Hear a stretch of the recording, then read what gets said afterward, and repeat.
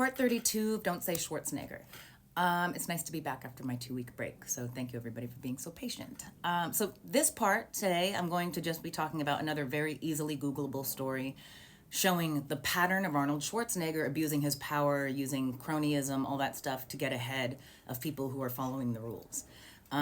Just like, with my story, just like with the intentional unaliving of Luis Santos and taking the justice away from his parents, Fred and Kathy Santos. So this actually predates them, this predates me. And I'm going to talk about the 1980 Mr. Olympia competition. It's the international bodybuilding competition, for those who aren't aware of what that is. This competition, which Arnold won first place, was dubbed one of the most controversial bodybuilding contests in the history of the sport. So we're going to talk about Arnold utilizing gray areas and loopholes and stuff to get ahead for this one. And my main source for this, even though there's tons and tons of articles covering this, my main source is Iron Man magazine from December of 2011, written by John Hansen. So in 1980, this is kind of around the time that Arnold was becoming a movie star. People knew who he was. He was just the big muscled out guy from Austria, I think he is. But he was still competing in international bodybuilding competitions. For the 1980 competition, Arnold told everybody that he wasn't competing in it, even though he had competed in it before and everything, but he was kind of now being busy with the movie stuff. So he was like, no, I'm not competing. He told his friends, like his best friends and stuff that were competing. He's like, no, I'm not competing, while they were preparing, because you need like at least a year if you're in that world to compete at that level. You can't just decide 3 months early, like, you know what, I think I'm going to go and do the Mr. Olympia. Like, it doesn't work like that. You need so much preparation put into your body. This is all stuff I've learned recently. I didn't just know that. Anyways, so his friend had actually asked him, like, right before the competition, maybe a month or two before, he was like, so are you going to be in this competition this year? And he's quoted as saying, he's saying, no, I'm not.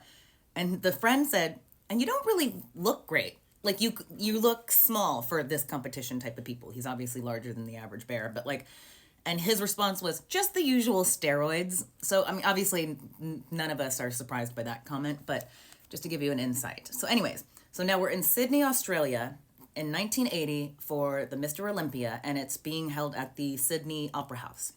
And at the time, Arnold was already dating Maria Shriver, who we all know who she is.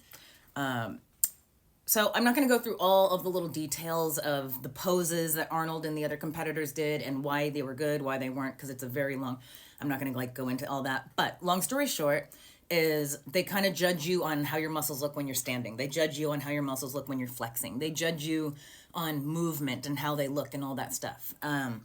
And Arnold just wasn't as big and wasn't as cut and lean as the other competitors. And it was just clear from not only the competitors, it was clear from the judges, it was clear from the audience, it was clear from the world. I didn't know I was born after this, so I didn't know anything about this until I went into a rabbit hole Googling Arnold and scandal. Don't do that.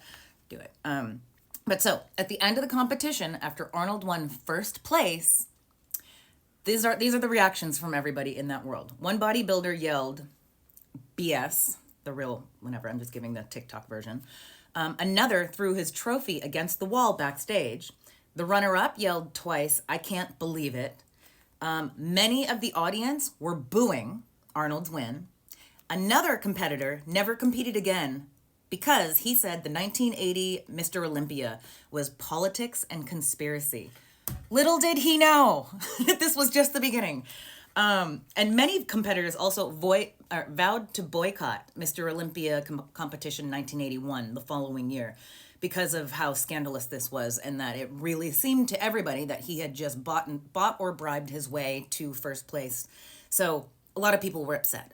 In fact, CBS Television spent a ton of money sending journalists, writers, whatever, to Sydney to cover this whole thing after the controversial decision, because they were going to do an expose on it, because this is crazy.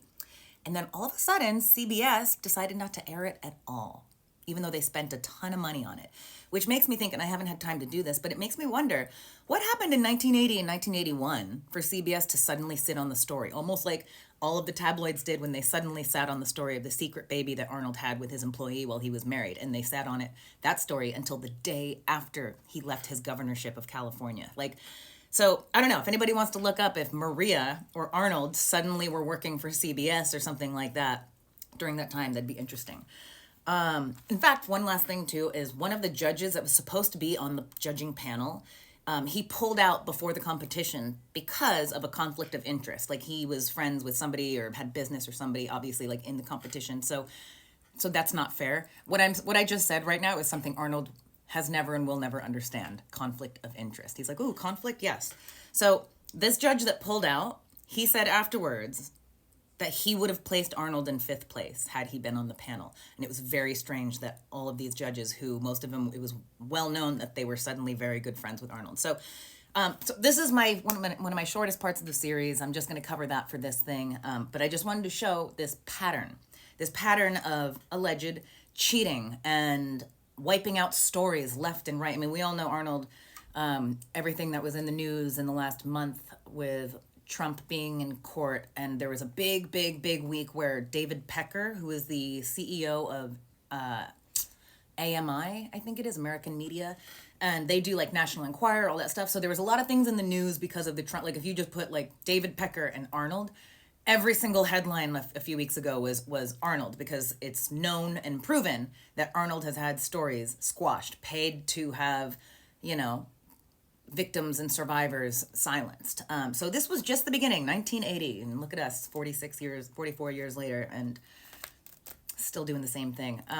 Thank you guys again so much for letting me have the space the last couple weeks to catch my breath. I didn't realize how much I needed it until I needed it. So thank you. I feel so much better now, and I think I might do another part or two today.